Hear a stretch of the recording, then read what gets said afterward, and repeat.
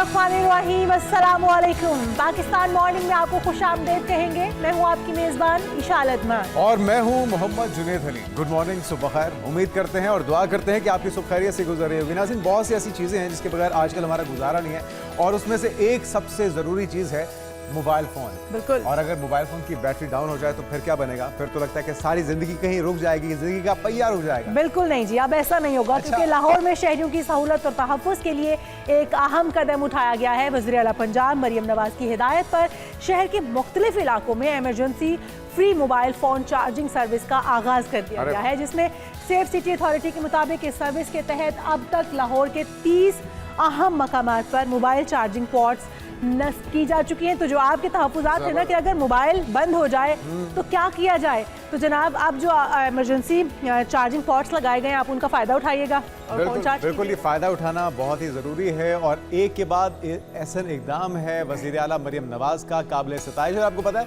इशाल, जिस तरह मैं बात कर रहा हूँ ना कि मोबाइल फ़ोन के बगैर, चार्जर के बगैर गुजारा नहीं है, तो इसके ऊपर तो मीम्स भी बहुत बन चुके हैं। आपको याद हो एक बारीक पिन वाला चार्जर आता था और उसके ऊपर मीम्स बनी हुई थी कि कोई भी मेहमान किसी के घर अब जाता था तो सबसे पहला उसका सवाल सलाम दुआ से पहले होता था कि भाई आपके पास बारीक पिन वाला चार्जर है, अगर उसको मोबाइल को चार्जिंग पे लगा दें फिर हम बाकी काम, ये बाकी बातें आराम से बैठकर कर सकते हैं। तो अब ये जो चार्जिंग वाला मामला है, बारीक पिन तो नहीं है, अब तो मोस्टली सी टाइप्स हैं या दीगर मोबाइल हैं, तो इन पोर्ट्स को लगा दिया गया है मुख्तलिफ 30 मकामात पे लाहौर के। और वो जो बहाना होता था ना कि मोबाइल की बैटरी खत्म हो गई थी इसलिए रब्ता नहीं हो सका, इसलिए मोबाइल बंद था, खासतौर पर हस्बैंड्स के लिए जो हम ब्रेक में बात कर रहे थे। अच्छा, हस्बैंड्स जो है वो अमूमी तौर पर यही बहाना बनाते हैं, अगर उन्होंने फ़ोन अपना बंद रखना हो तो कुछ भी वो कहते हैं कि जी फ़ोन बंद हो गया था, चार्जिंग क्योंकि नहीं थी, फ़ोन चार्ज नहीं था। लेकिन जनाब अब आपका ये बहाना नहीं चलेगा, क्योंकि नवाज साहिबा ने जो इनिशिएटिव लिया है, बहाना हो मजबूरी भी हो सकता है ना। बिल्कुल, तो आप इस मजबूरी को अब आप ख़त्म कीजिए और आप अपने जो इन चार्जिंग पॉट्स लगाए गए हैं फ्री में आप उनको इस्तेमाल कीजिए, और 100 मकामात पर फ्यूचर में 100 मकामात पर दी जाएगी इन फ्यूचर। लेकिन अभी जो है वो 30 मकामात ऐसे हैं जहां पर चार्जिंग पॉट्स नस्ब कर दिए गए हैं, आप भरपूर उसका फ़ायदा उठा सकते हैं। हम आ जाते हैं अपनी टॉप 5 स्टोरी, और आज हम अपने प्रोग्राम में सबसे पहले बात करेंगे कि खैबर पख्तूनख्वा को दहशतगर्दों के हवाले नहीं करने देंगे। सब दहशतगर्दों का एक ही बाप है और वो अफ़गान तालिबान है। अफ़गान तालिबान को कई एजेंसियां इस्तेमाल करती हैं, लेफ्टिनेंट जनरल अहमद शरीफ चौधरी ये कहते हैं, और इस पर भी हम तफसील से जायज़ा लेंगे किन किन ममालिक से अब तक अफ़गानियों को निकाला भी जा रहा है, उनके वीज़ाज़ कैंसिल किए जा रहे हैं सिर्फ अफ़गान तालिबान की वजह से। इस पर भी तफसील से जायज़ा लेंगे। बिल्कुल, और आज के प्रोग्राम में नाज़रीन बात होगी NDMA का। मुल्क में शदीद सर्दी से मुतल्लिक अलर्ट जारी किया गया है। शहरियों को सर्दी से सेहत के मसाइल और फसलों को मुमकिना ख़तरात से ख़बरदार भी कर दिया गया है। कितनी ठंड कहाँ कहाँ पड़ सकती है और कब तक ये स्पेल जारी रहेगा, क्या इसमें बारिशें और स्नोफॉलिंग भी होगी, इस पर तफसील से बात करेंगे। उसके बाद आपको बताएंगे कि फ्लोर मिल्स को गंदम की फ्राहमी न होने की वजह से मुल्क भर में आटे की कीमत में फिर से इजाफा होने लगा। कभी चीनी की कीमत बढ़ जाती है तो कभी आटे की कीमत। इस पर भी माहिरीन की राय लेंगे कि आखिर वजूहात क्या है। और फिर बात होगी हमारे बच्चों की, और उनके लिए IQ काफ़ी नहीं है, बच्चों के EQ पर काम करना भी अहम है। तो ये EQ है क्या, इस पर बात करेंगे। और क्या कमज़ोरी EQ बच्चों में गुस्सा, ज़िद और अदम बर्दाश्त को बढ़ा देता है, वजूहात क्या है, काबू कैसे पाया जाए, वालिदैन ने क्या जिम्मेदारी अदा करनी है, और असातिज़ा का क्या फ़र्ज़ है, इस पर बात की जाएगी। उसके बाद आपको बताएंगे कि पाकिस्तान ने अंडर 19 ट्राई नेशन सीरीज़ के फाइनल में जिम्बाब्वे को 9 विकेट से शिकस्त देकर इवेंट का एजाज़ अपने नाम कर लिया है। बहुत बड़ी अचीवमेंट है अंडर 19 जिस तरह से परफॉर्म कर रही है, एक के बाद एक इवेंट अपने नाम करती चली जा रही है, और हम दुआ गो है कि हमारी टीम की जीत का ये तसलसल यूं ही बरकरार रहे और हमारी नेशनल टीम भी इसी तरह से परफॉर्म करे।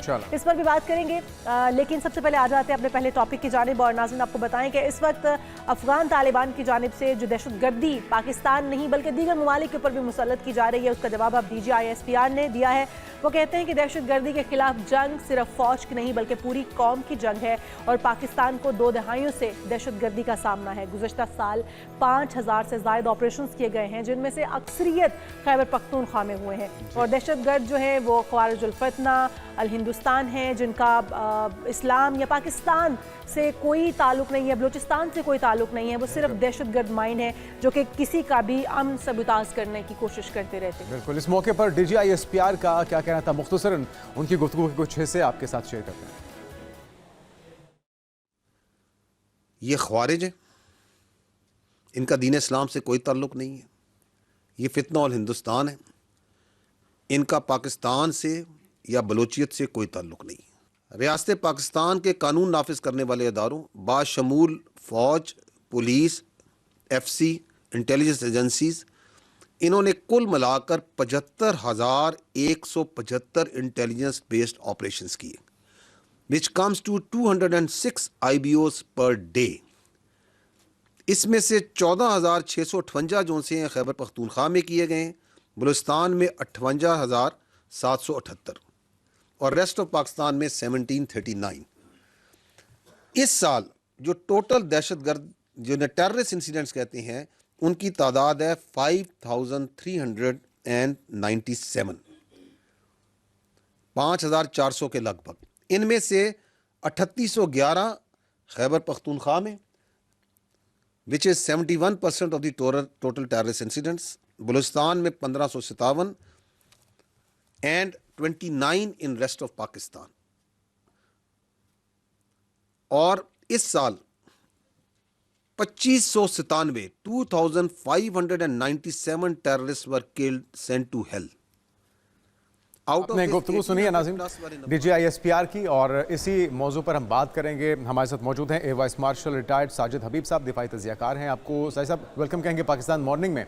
साजिद साहब, कई अदवार हुए दोहा के अंदर, इस्तांबुल के अंदर, सऊदी अरब ने कोशिश की, ईरान ने ऑफ़र की, पाकिस्तान खुद भी कई बार मौक़े देता रहा, लेकिन दहशतगर्दी के वाक़यात तसलसल के साथ होते रहे हैं। लेकिन अभी हालिया हमने देखा था कि कुछ बर्फ़ पिघलना शुरू हुई थी, सिराजुद्दीन हक्कानी की तरफ से पॉजिटिव बयानात आना, फिर 1,000 से ज़्यादा उलमा कराम का फतवा दिया जाना। तो एकदम से ये जो DGI SPR की प्रेस कॉन्फ्रेंस भी है, फिर अफ़गान तालिबान की तरफ से भी उसका बड़ा सख्त रद्द-ए-अमल आना, तो क्या जो बैकडोर राब्ते हो रहे थे, जो कोशिशें हो रही थी, वो तातुल का शिकार हो गई हैं, मुकम्मल तौर पर रुक चुकी हैं? क्योंकि हम देख रहे हैं काफ़ी दिनों से ट्रेड तो बंद है, लेकिन फिर से इन तेज़ बयानात से क्या तासुर लिया जाए?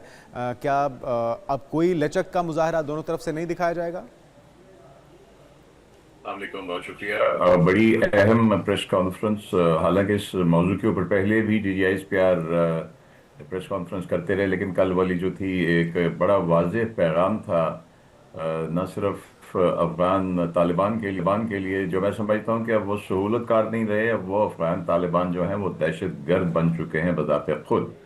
और इनकी ये जो देखें ना, अगर आपके अंदर आपके मुल्क में 18-20 ऐसी ऑर्गेनाइजेशन जो दहशतगर्दी कर रही हैं, जिसको UNO भी एंडोर्स कर दे कि इतनी ऑर्गेनाइजेशंस हैं, और आप उनका कुछ नहीं कर पाते, उसका मतलब ये है कि आप उनका हिस्सा हैं, आप उनके सरपरस्त हैं, और आप ये इनको वही वॉर इकोनॉमी की आदत पड़ी हुई है। आप देखें ना, जब आपने दोहा अकॉर्ड की बात की, दोहा अकॉर्ड के बाद जब बात हुई और पाकिस्तान हुकूमत ने उनसे कहा कि ये TTP को आप कंट्रोल करें, इनको निकालें यहाँ से, तो उन्होंने कितने, हमें अगर आप 1.5 अरब दे दें तो हम ऐसा करेंगे। इसका मतलब है कोई पैसे दे रहा है उनको इस तरह करने के लिए, अगर आप ज़्यादा पैसे देंगे तो उनको हटा देंगे। दूसरी बात यह है कि जब आपके घर में आग लगी हुई हो, दाएं बाएं से किसी ने लगाई, और कोई घर का ही एक दो बंदे कह रहे हो कि नहीं इट्स ओके, इनको नहीं कुछ नहीं कहना, तो ये सारी चीजें कुछ जो थी ना बड़े कल क्लियर अंदाज में DGI SPR ने कही हैं। इसलिए कि जाने कौन दे रहे, 600 से ज्यादा जाने किसने दी हैं ये KPK में खास तौर पे सबसे ज्यादा ये दहशतगर्दों से लड़ने के लिए। तो जो आपने बात की कि मुज़ाकरात की, वो हुज्जत हम तमाम कर चुके, कतर के कहने पे, सऊदी अरब के कहने पे, ईरान के कहने पे, चीन के कहने के ऊपर। लेकिन जब नासूर बढ़ जाए, कोई दवा काम ना करे, तो फिर काटना तो पड़ता है, और उसकी जड़ें अंदर हो तो अंदर से भी जड़ें काटनी पड़ती हैं। अच्छा, तो मेरे ख्याल में ये हबीब साहब आप कह रहे हैं कि कोई अंदर से सहूलतकारी भी कर रहा है, कोई अपना ही, वो कहते हैं ना घर का भेदी लंका ढाई वाला हिसाब है, यहाँ पर कोई अपने भी बीच में मुलविस हैं इस दहशतगर्दी को हवा देने में, जो नहीं चाहते कि अमन कायम हो सके पाकिस्तान के अंदर। वो अनासर कौन से हैं और उनका सदेबाब किस तरह से किया जाएगा? तमाम सूबे कहाँ पर, किस जगह पर एक पेज पर नहीं आ पा रहे, क्या वजूहात हैं? और फिर अगर जिस तरह से हम देख रहे हैं दीगर ममालिक ने अब जो अफगान वहां पर सेटल थे उनके वीज़े कैंसिल करना शुरू कर दिए हैं, उन्हें अपने मुल्क से निकालना शुरू कर दिया है, तो क्या पाकिस्तान को भी ये स्ट्रेटजी अपनानी चाहिए, इसी तरह की कोई प्लानिंग करनी चाहिए? जी, पाकिस्तान को बिल्कुल, पाकिस्तान पहले ही जब से मौजूदा हुकूमत आई है उसमें काफ़ी सारे 6 से 7 लाख से ज़्यादा अफगानों को वापस भेजा जा चुका है, और मैं बिल्कुल समझता हूँ कि तमाम के तमाम को वापस भेजना चाहिए, और सिर्फ वही आएँ या जाएं जिनके पास प्रॉपर पासपोर्ट हो, वीज़ा हो, जिस तरह सारी दुनिया में होता है। और जो आपने पहले बात की सहूलतकारी की, देखिए अगर एक सूबे में इतनी ज़्यादा दहशतगर्दी हो रही है, अब मुझे बताइए कि वाना कैडेट कॉलेज का इंसिडेंट हुआ, सूबाई हुकूमत ने कुछ किया वहाँ पे? कोई गया उनमें से? बॉर्डर के साथ कितने एरियाज हैं, जैसे जनरल शरीफ ने जो कल बताया कि जहाँ पे कोई पुलिस का एक बंदा नहीं है, वहाँ पे एफसी या फौज के लोग लड़ रहे हैं, जो जाने दे रहे हैं। अगर आप समझते हैं कि ऑपरेशन नहीं करना चाहिए, तो फिर आपकी सूबाई हुकूमत है, आप जाइए संभालिए उनको। दुरुस्त। तो अगर ये आवाज़ कोई दाएं बाएं वाली जो दहशतगर्दी की सपोर्ट करने वाली आवाज़ें हैं उनके खिलाफ नहीं उठ रही, बल्कि एक तरह से अब मैं क्या कहूँ कि उनकी जैसी मिलती जुलती आवाज़ है, या उनको उनका कला कमा करने से रोक रही है, तो फिर कुछ बात सोचने वाली है। और ये सियासी जो हमारी पार्टियों को अपनी तमाम को कमजोरी सोचना है, चाहिए। हमारा अपना हाउस इन ऑर्डर नहीं है।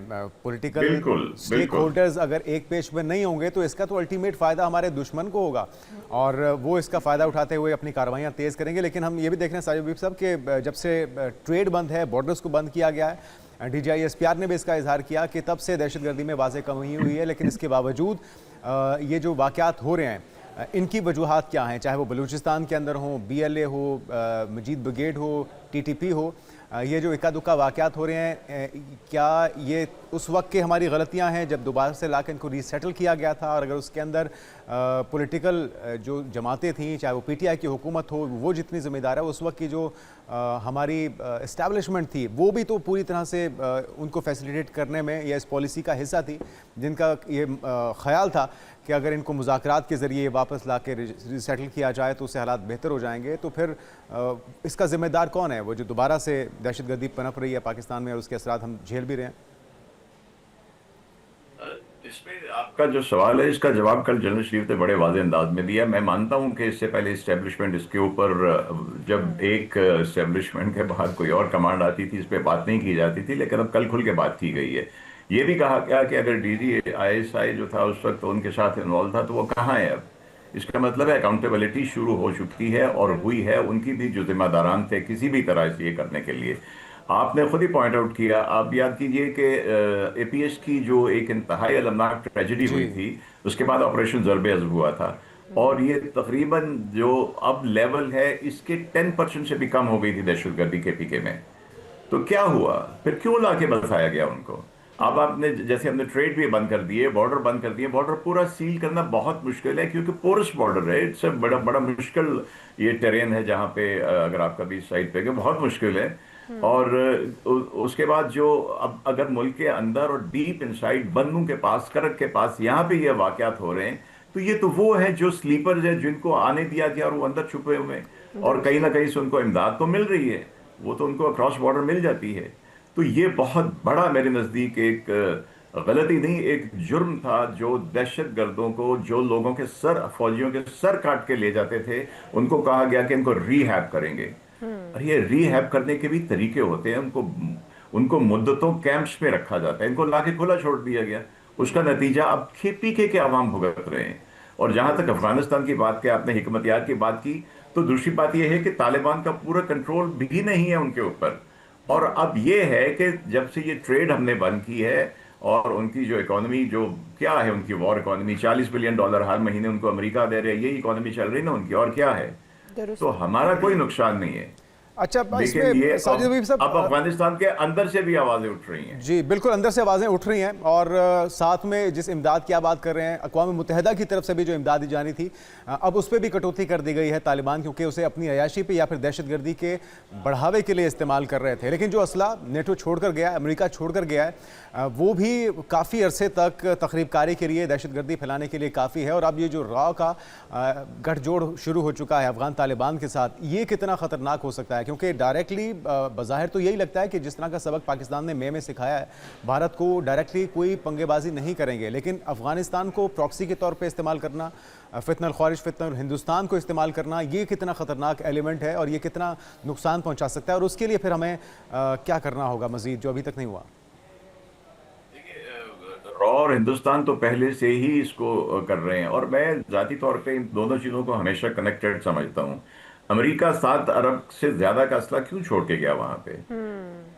अब उस इसमें वो सारा स्नाइपर्स हैं, नाइट विजन गॉगल्स हैं, इस तरह का इक्विपमेंट जो कि दहशतगर्दी के लिए इस्तेमाल होता है, तो इसके डांडे वहीं जाके मिलते हैं जिसके सिलसिले में ये मई का हमारा इंसिडेंट, फिर ईरान इसराइल का, वो ये मेरी जाती राय है कि कंटेनिंग चाइना का ऑब्जेक्टिव जो अमेरिका का है, इस पे ये उसकी मेरी जाती राय में उसकी वजह है कि वहां पे असला छोड़ के गए ताकि हम डिस्टर्ब रहें, सी पैक डिस्टर्ब रहे, जो कि चाइना की इकोनॉमिक ग्रोथ का, फ्यूचरिस्टिक का सबसे बड़ा, जिसको आप बेल्ट एंड रोड इनिशिएटिव कह सकते हैं, उसकी सबसे बड़ी आर्टरी तो पाकिस्तान है जो गवादर से इनके आंख तक जाती है।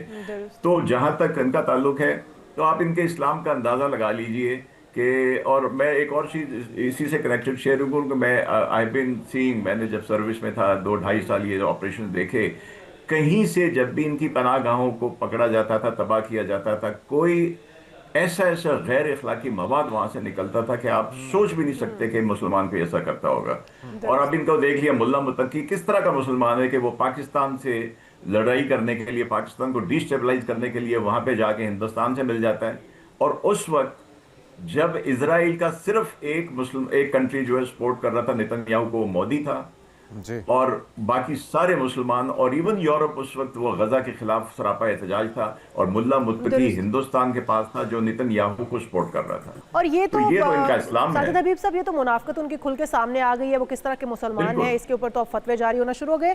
लेकिन अफगानिस्तान में जो मौजूदा दहशतगर्दी की तंजीमें हैं, जो तरबियत देने वाली तंजीमें हैं, या जिस तरह से वहाँ पे अफगान तालिबान मौजूद हैं, उनके लिए हम आलमी कुव्वतों को देख रहे हैं कि वो बड़ी खामोशी इख्तियार किए हुए हैं। इसकी क्या वजह समझते हैं? क्योंकि अगर पाकिस्तान के अंदर पाकिस्तान अफगान तालिबान के हाथों दहशतगर्दी का निशाना बनेगा तो दीगर ममालिक भी बचे तो नहीं रहेंगे। दीगर ममालिक में भी अफगान तालिबान उसी तरह से अपने असर और रसूख रखते हैं, या उसी तरह से दहशतगर्दी की नज़र कर सकते हैं उन ममालिक को। तो दूसरी कुव्वतें क्यों नहीं आवाज़ उठा रही, क्यों नहीं कोई मौसर किरदार अदा कर पा रही? अब देखिए ना ताजिकिस्तान में क्या हो रहा है। ताजिकिस्तान के साथ भी इन्होंने वही दहशतगर्दी की, वहां पे भी कुछ चाइनीज, वहां पे इन्होंने, उनकी वजह से उनकी जानी नुकसान हुआ है। और बहुत से ममालिक में जहां पे ये अफगानों को निकाला जा रहा है, इनके ऊपर पाबंदियां लगाई जा रही हैं, तो आवाजें उठ रही हैं, चूंकि वो डायरेक्टली कनेक्ट नहीं है। जैसे हमारा उनके साथ जो है ज्वाइंट बॉर्डर है हमारा, उनके साथ सबसे ज्यादा हमें मसला हो रहा है, ताजिकिस्तान को हो रहा है। तो जहां जहां तक तो बॉर्डर इनके लगे हुए, वहां तो तकलीफ हो रही है, लेकिन दुनिया में आवाजें उठ रही हैं। और जैसे यूनाइटेड नेशन ने बड़े क्लियरली उसके ऊपर ये अपना स्टांस दे दिया है कि ये दहशतगर्दी की 20 के करीब जो ऑर्गेनाइजेशन के इन या वो इसमें पनप रही हैं। तो आई थिंक जब तक अमेरिका जो है वो वेनेजुएला और इन चक्करों में लगा रहा है, दुनिया की बाकी चीज़ों से रहती है। साजिद साहब, ये जिस तरह से लैंडलॉक एक कंट्री है, आपको लगता है कि जल्द ही होश ठिकाने आ जाएगा अफगान तालिबान का? क्योंकि वो पाकिस्तान के साथ ट्रेड बंद करेंगे, अद्वियात भी उनको अब लगता है कि पाकिस्तान से जो आती थी वो मिलावट ज़्यादा थी, अब वो भी उनको भारत से चाहिए। लेकिन ये ज़्यादा देर तक मुमकिन होगा कि वो अपनी ट्रेड को, अपनी सारी जो उनकी रिक्वायरमेंट्स हैं आवाम की भी, वो भारत से आ सकें? एक तरफ ईरान है, दूसरी तरफ पाकिस्तान है, और दूसरी तरफ जो ताजिकिस्तान और दीगर जो ममालिक हैं वो भी अफगानिस्तान से खुश नहीं हैं। तो अब अल्टीमेट हल क्या आपको दिखाई देता है? अफगान तालिबान खुद होश के नाखून लेंगे, या फिर हुकूमत तब्दील होगी तभी सुधार पैदा हो पाएगा? ये आखिरी वाला जुमला जो है, मैं इसको एग्री करता हूँ कि जब तक ये हुकूमत तब्दील नहीं होती और वहां पे प्रॉपर एक नुमाइंदा हुकूमत नहीं आती, उस वक्त तक ये लगे रहेंगे।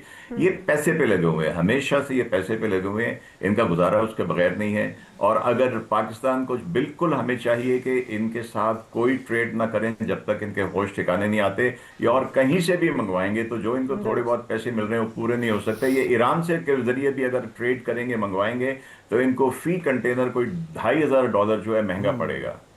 तो हमारा तो फायदा है, हमारा इनका 80% सामान तो वापस आ जाता था स्मगल होके, और बिलियंस का हमें नुकसान होता था, टैक्सेस की, एक्साइज की मद में होता था, फिर स्मगलिंग होती थी, फिर वो असला आता था, फिर ड्रग्स आती थी। तो हमारा तो भला ही भला है इसके, अगर इनके साथ होता है तो हमें बिल्कुल कोई कॉम्प्रोमाइज नहीं करना चाहिए। बिल्कुल सही। और अब यही पाकिस्तान की पॉलिसी भी है और यही नेशनल एक्शन प्लान भी है कि अब किसी किस्म का कोई कॉम्प्रोमाइज़ नहीं किया जाएगा। बहुत शुक्रिया। हमारे साथ air vice marshal retired Sajid Habib साहब मौजूद थे और हम उम्मीद करते हैं कि और पुरसुकून एक फ़िज़ा पाकिस्तान के लिए भी मुहैया की जा सके और अफ़गान तालिबान को भी होश के नाखून लेने चाहिए कि अफ़गानी जो वहाँ पर मौजूद हैं, जो आम आवाम वहाँ पर मौजूद हैं, इस वक्त वो चक्की में पिस रहे हैं, उनकी फैलाई हुई, उनकी लगाई हुई आग के अंदर। 2026 जो है अमन का साल हो और उसके लिए पाकिस्तान तमाम तर कोशिशें कर रहा है, आगे भी करता रहेगा, लेकिन दहशतगर्दी के लिए, फितनों के लिए, तखरीबकारों के लिए किसी किस्म की रियायत नहीं बरती जाएगी या उनको प्यार से अब समझाने की जो पॉलिसी है उसे पाकिस्तान तर्क कर चुका है।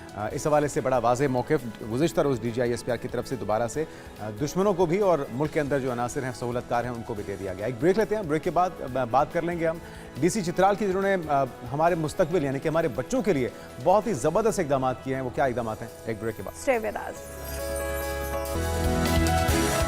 हाँ जी, वेलकम बैक। और अब बात हो जाए हमारे कौम के मुस्तकबिल की, हमारे बच्चे और हुकूमती सतह पे कोई इंडिविजुअली भी हुकूमती अहदेदार जब कोई अच्छा काम करता है बच्चों की फलाह बहबूद के लिए तो यकीनी तौर पे उसे हाईलाइट किया जाना, उसे इनकरेज करना बहुत ही ज़रूरी है। वैसे तो रियासत के करने के काम है, लेकिन कोई इंडिविजुअली भी अगर ये बीड़ा उठा रहा है तो बहुत ही ज़बरदस्त बात है। तो इल्म के साथ अखलाकी तरबियत ही एक मजबूत, बाकिरदार और ज़िम्मेदार कौम की असल बुनियाद हुआ करती है। रोज़ चित्राल के अंदर डिप्टी कमिश्नर हैं राव हाशिम अजीम, जिन्होंने बच्चों की किरदार साजी के लिए नाज़रीन एक मुनफरिद और तारीखी कदम उठाते हुए प्राइमरी सतह के स्कूलों में अखलाकियात पर मबनी निसाब रुश्द इस्तारी यानी कि ब्राइट स्टार मुतारिफ करवा दिया है।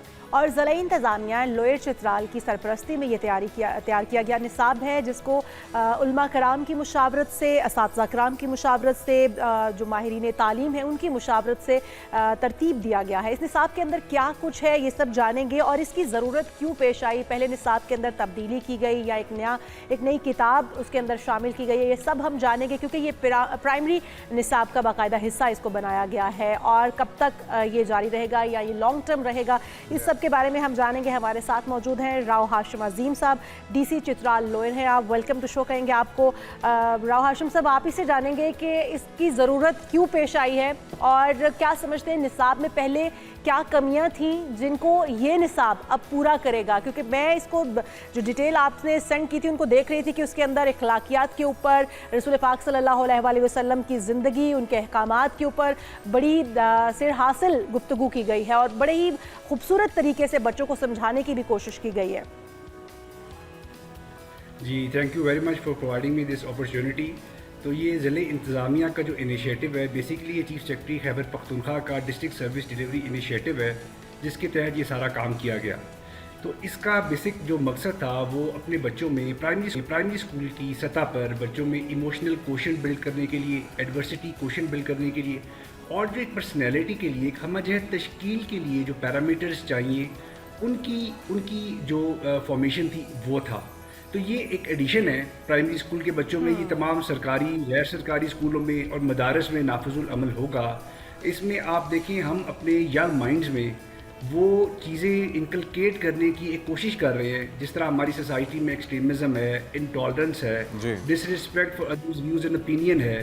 तो एक होलिस्टिक अप्रोच दे रहे हैं ताकि बिल्कुल बुनियादी सतह पर हमारे बच्चों में ये तमाम तर चीज़ें शामिल हो सकें और एक होलिस्टिक पर्सनैलिटी फॉर्म हो सके। राव साहब, बहुत ही ज़बरदस्त आइडिया है। किन किन मराहल से गुजरा ये जो किताब है निसाब का हिस्सा बनने से पहले? एक तो ये कि क्या ये परमानेंट होगा या पायलट प्रोजेक्ट है, फिर इसमें जो माहिरीन और उलमा कराम का क्या किरदार रहा? इसमें जी ये मैं ग्रेटिट्यूड कन्वे करूँगा अपनी पूरी टीम को। ये एक टीम एफर्ट है, जिस तरह मैंने आपको बताया डिस्ट्रिक्ट सर्विस डिलीवरी इनिशिएटिव के तहत किया गया। 4 माह पे लगभग जो है ये पूरा इनिशिएटिव था, जिसमें हमारे DO male, female, university of Chitral के प्रोफेसर्स, उसके अलावा हमारे बाकी टीचर्स, हमारे AC UTs तमाम ने मिलकर काम किया। और इसमें बेसिक आइडिया जो है, मैं ग्रेटिट्यूड कन्वे करूँगा मेरे एक फैमिली फ्रेंड है राना साकिब, उनकी तरफ से ये बेसिकली जो कॉन्सेप्ट आया था कि आप देखें कि हमारे जो बच्चे हैं वो मैट्रिक FSC के आप मार्क्स देखें स्काई रॉकेट कर रहे होते हैं, कितने इंजीनियर्स हम प्रोड्यूस कर रहे हैं, डॉक्टर्स कर रहे हैं, लेकिन कहीं ना कहीं अखलाकी लिहाज से कुछ कमी ज़रूर है। एज ए नेशन अगर हमने ग्रो करना है तो इन चीज़ों की बड़ी ज़रूरत है। To have a strong nation we need to have strong characters. इसकी एक ज़रूरत थी जिसके ऊपर हमने काम किया। होलिस्टिक अप्रोच थी, टीम एफर्ट थी, सब ने मिलजुल कर उलमा कराम, डिस्ट्रिक्ट खतीब, शाही खतीब, Aga Khan foundation, Islamic grammar school, उनकी पूरी टीम मिलजुल कर ये काम किया। हमने बेसिकली ब्रॉड थीम्स निकाले, उन थीम्स पे जो हमने ना पपेट्री, डायलॉग्स, मकालमे के ज़रिए, we want this book to be a friend, कोई लाइबिलिटी ना हो हमारे बच्चों पर कि इतनी किताबें पहले हैं तो एक और बोझ हम उनके ऊपर लाद दें। तो मकसद ये था कि एक दोस्त की हैसियत से, और इसमें बड़ी मज़े की चीज़ है, इंटरेस्टिंग चीज़ है कि इसमें स्टूडेंट लर्निंग आउटकम्स तो हैं ही हैं, पेरेंट्स के लिए भी हिदायत है और टीचर्स के लिए भी हिदायत है, और अमली सरगर्मियाँ दी हुई हैं कि आपने डिजिटल लिटरेसी है तो उसमें किस तरह करना है। एक बड़ा खूबसूरत और बड़ा मज़ेदार चैप्टर है इसमें, self praise versus self worth का। आप देखिए हमारा पूरा एजुकेशन सिस्टम जो है वो मार्क्स के पीछे है, गोल्ड मेडल के पीछे है, फर्स्ट पोजीशन लेनी है। पेरेंट्स, मैं अपना याद करूं तो मुझे फायरवर्क्स का बड़ा बचपन में शौक़ था, तो मेरी मदर ने कहा कि अगर फर्स्ट नहीं आते, मैं कॉन्वेंट ऑफ जीजन मेरी से पढ़ा हूँ, फिर मैं कैडेट कॉलेज हसन अब्दाल गया, फिर मैंने लाम से ग्रेजुएशन की, कि फ़र्स्ट नहीं आओगे तो फायरवर्क्स नहीं मिलेंगे। तो मतलब लिंक किए हुए हैं मटेरियलिस्टिक टारगेट से। हमने अपने बच्चों को एक्सेलेंस की तरफ लेके जाना है, हमने प्रायोरिटीज ही शिफ्ट करनी है, रादर रीअलाइन करनी है to have a strong nation. हमें इन चीज़ों की बड़ी ज़्यादा ज़रूरत है और इंशाल्लाह ये विदिन 2 मंथ्स लॉन्च हो जाएगा। अभी हम टीचर ट्रेनिंग पे काम करेंगे, उनको इक्विप करेंगे। जी अच्छा राव हाशिम साहब, चैलेंजेस क्या रहे? क्योंकि हमने अगर चित्राल का कल्चर हम देखें तो वहाँ पर एजुकेशन को शायद उतनी फोकियत नहीं दी जाती है, लिटरेसी रेट शायद उतना नहीं होगा जितना आम शहरों के अंदर होगा। फिर उनको एक और साथ में निसाब की किताब की तरफ राग़िब करना या एक सिलेबस के अंदर एडिशन करना, ये बड़ा मुश्किल काम रहा होगा। आपको चैलेंजेस क्या क्या रहे, या फिर जो वहाँ की सोसाइटी है, वहाँ का कल्चर है, उसने आपको बड़ा सपोर्ट किया, वो बताइएगा, शेयर कीजिएगा। जी, चित्राल के लोग बड़े जो है प्रोग्रेसिव हैं, फॉरवर्ड लुकिंग हैं। यहाँ पे कुछ मसाइल भी ऐसे थे जिसकी वजह से हमने अपने काम को तेज़ किया और जो ये टीम एफर्ट थी उसको और ज़्यादा अच्छे तरीके से जो है वो अंजाम दिया।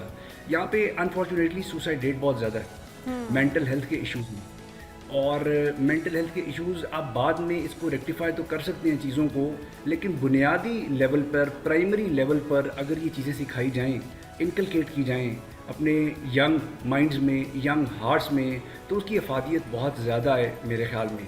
चैलेंजेस हमारे ऐसे नहीं आए, बहुत ही ज़्यादा लोगों ने सपोर्ट किया, पब्लिक ने सपोर्ट किया, और तमाम जो हमारे यहाँ पर स्टेक होल्डर्स थे, पॉलिटिकल लीडरशिप हो, एडमिनिस्ट्रेटिव लीडरशिप हो, प्रोफेसर्स हों, प्राइमरी स्कूल के टीचर्स हों, तो उनको खुद महसूस हुआ कि ये एक लैंड अपना फ्लैगशिप प्रोजेक्ट होने जा रहा है चित्राल का, और ये एक पायलट की हैसियत रखता है। इंशाल्लाह ये चीज़ जब यहाँ से लॉन्च होगी तो प्रोविंशियल लेवल पर, नेशनल लेवल पर हमारी एक्सपेक्टेशन ये है कि तमाम तर जगहों पर इसको निसाब का हिस्सा बनाया जाए, इसको निसाब में शामिल किया जाए, और बहुत ज़्यादा सपोर्टिव रहे हैं तमाम तर लोग। मैं ग्रेटिट्यूड कन्वे करूँगा चित्राल के लोगों को। ये पीपल लेड इनिशिएटिव है, ये चित्राल के लोगों का इनिशिएटिव है, और उन्होंने खुद बढ़ चढ़ कर इसमें बड़ा भरपूर हिस्सा लिया। बहुत ही ज़बरदस्त इक़दाम है राव साहब, जिस तरह से आप इसके मुख्तलिफ जो टॉपिक्स हैं वो बता रहे हैं, हमें भी तजस्सुस पैदा हो रहा है कि हमें भी ये पढ़ना चाहिए। तो किन स्पेसिफिक उम्र के बच्चों या किन क्लासेस के बच्चों के लिए ये तरतीब दी गई है किताब, जो कि वो पढ़ भी पाएंगे, और इसकी इम्प्लीमेंटेशन कैसे होगी, कि इस चीज़ को कैसे यकीनी बनाया जाएगा कि इस पर अमल दरामद भी हो रहा है, ये निसाब का हिस्सा भी बनाया जा रहा है? जी, वेरी इंपॉर्टेंट क्वेश्चन जी। इसमें बेसिकली प्राइमरी स्कूल के बच्चों के लिए 5 क्लास तक के लिए हमने अपना पूरा जो फोकस किया है, हमारी सोच ये थी कि जो प्राइमरी स्कूल के बच्चे हैं वो माइंड जो है उनके नर्चर करने की ज़रूरत है, कि बिल्कुल बुनियादी लेवल पे जो है इनको ट्रेन किया जा सके। तो ये सिर्फ सरकारी स्कूलों तक मुहित नहीं होगा, लिमिट नहीं होगा, ये तमाम प्राइवेट स्कूल्स भी और तमाम मदारिस भी, उनके भी निसाब का हिस्सा होगा। अब इसमें सबसे इम्पॉर्टेंट चीज़ ये है टीचर ट्रेनिंग। हमने ये टीचर लेड इनिशिएटिव होगा।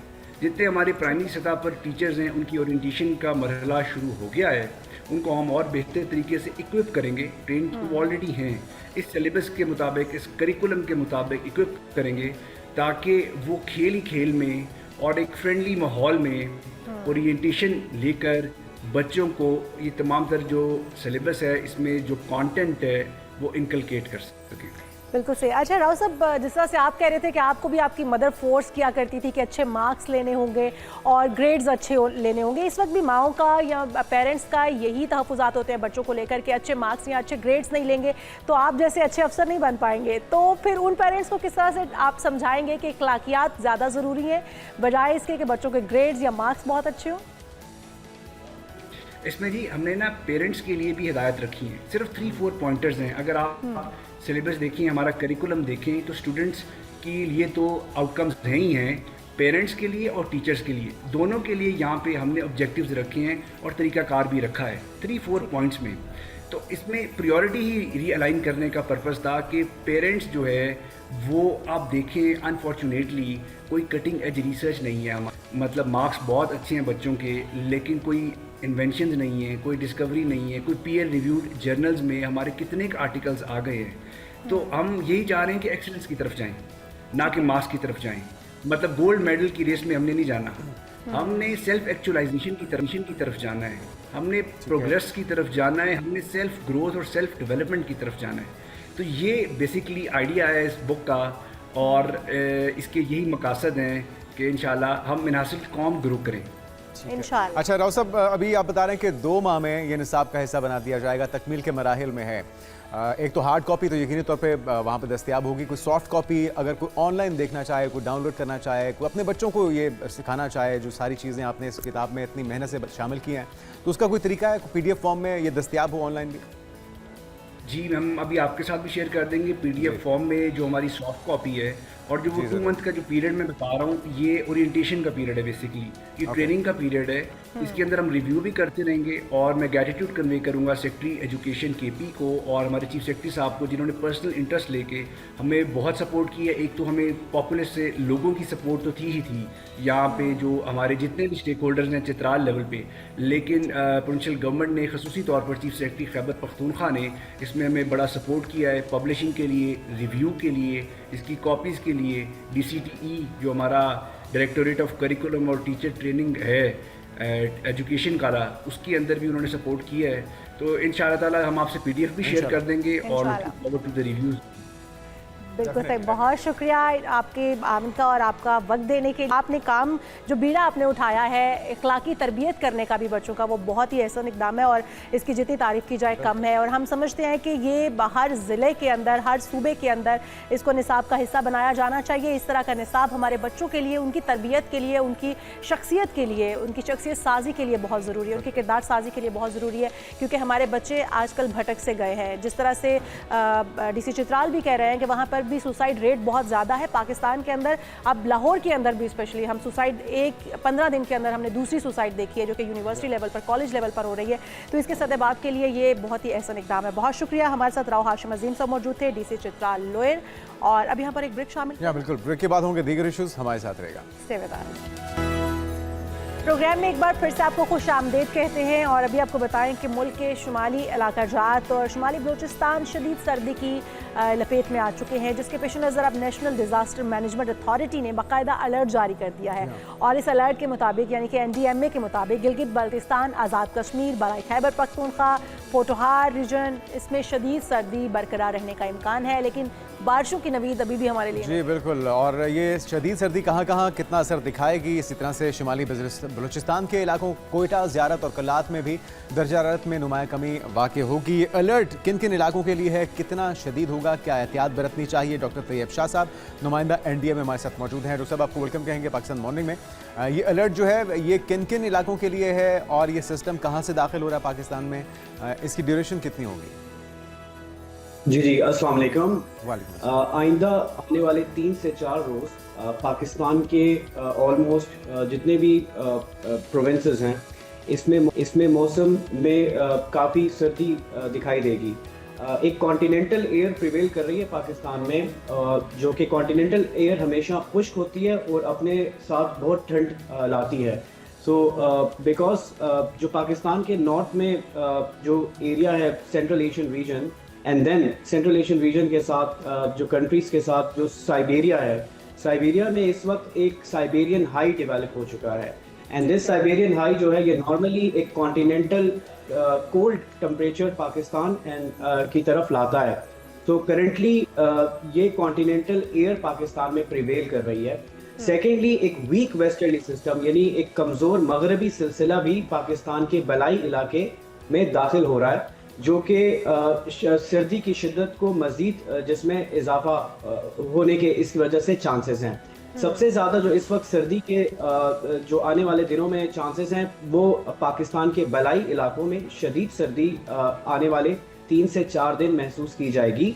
बलाई खैबर पख्तूनख्वा, गिलगित बल्तिस्तान और आज़ाद जम्मू एंड कश्मीर में आने वाले 3 से 4 दिन में कोल्ड टेम्परेचर यानी cold wave like conditions develop होंगी।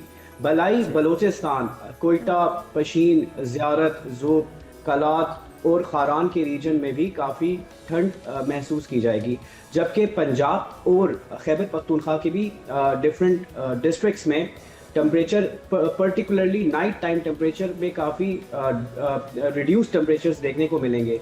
इन तमाम कंडीशंस की वजह से आने वाले 3 से 4 दिन डेंस फॉग पाकिस्तान की ऑलमोस्ट जो पूरा पंजाब में डेंस फॉग रहेगी, जबकि बलाई सिंध में भी सखर, घोटकी, कश्मीर जो नॉर्दर्न सिंध में भी फॉग होगी, जबकि बलाई खैबर पख्तूनख्वा में पेशावर, मर्दान, सवाबी और डीआई खान तक फॉग के चांसेस रहेंगे।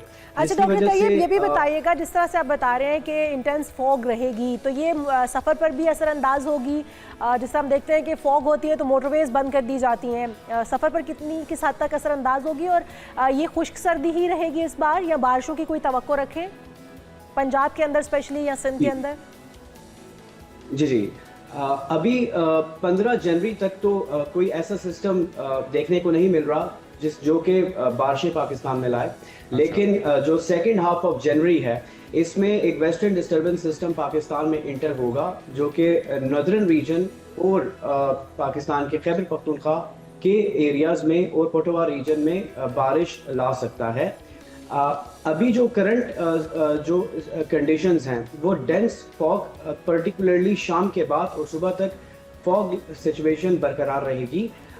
इसका ज़रूर असर होगा मोटरवे की कनेक्टिविटी में। फॉर इंस्टेंस जो मोटरवे M1 है वो पेशावर से टिल सवाबी तक तो ये क्लोज ही रहेगी, बिकॉज पेशावर में right now visibility is less than 30 meter और जो कि काफ़ी रिड्यूस विजिबिलिटी है।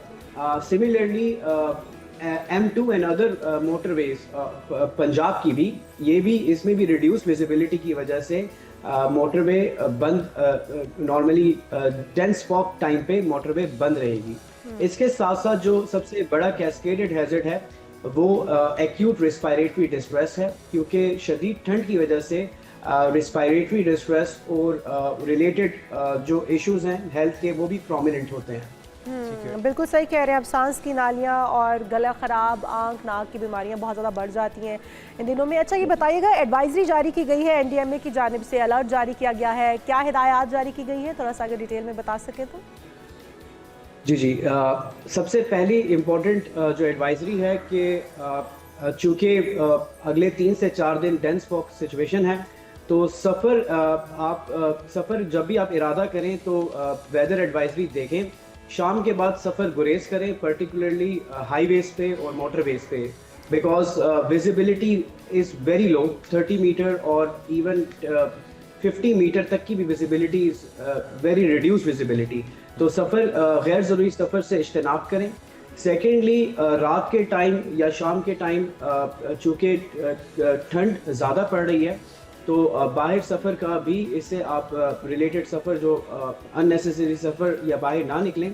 सबसे इम्पॉर्टेंट चीज़ ये है कि फ्रॉस्ट की कंडीशंस भी डेवलप होंगी, जो कि आपके फॉर इंस्टेंस एग्रीकल्चर लैंड में जो लैंड सरफेस टेम्परेचर वो इतना रिड्यूस हो जाएगा जिसकी वजह से फ्रॉस्ट डेवलप होती है, और फ्रॉस्ट डेवलप होने की वजह से जो आपका एग्रीकल्चर क्रॉप यील्ड है इस पर बहुत बड़ा असर होता है।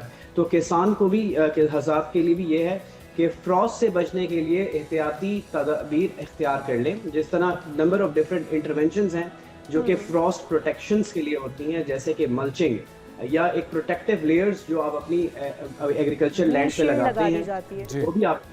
जी, सेकेंडली, शाम के टाइम या सुबह के टाइम भी फसलों को पानी देने से इज्तनाब करें।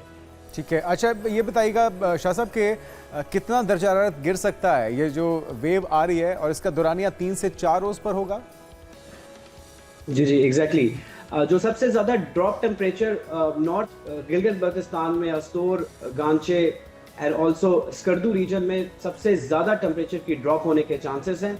सिमिलरली इवन पोटोवार रीजन और बलाई खैबर पख्तूनख्वा के साथ साथ पेशावर, मर्दान, सवाबी, यहाँ पे भी टेम्परेचर नियर नॉर्मल से 2 से 3 डिग्री या 4 डिग्री सेंटीग्रेड ड्रॉप रहेंगे अगले 2 से 3 दिन, पर्टिकुलरली नाइट टाइम टेम्परेचर। जबकि बलाई बलोचिस्तान जिसमें सबसे ज़्यादा ज़ियारत, ज़ोब, कोयटा, पशीन, मस्तूंग और किला अब्दुल्ला, किला सैफुल्ला, इन रीजन्स में भी काफ़ी ज़्यादा सर्दी पड़ने के इम्कानात हैं। जबकि ज़ियारत और में टेम्परेचर -7 से -8 डिग्री सेंटीग्रेड भी जा सकता है।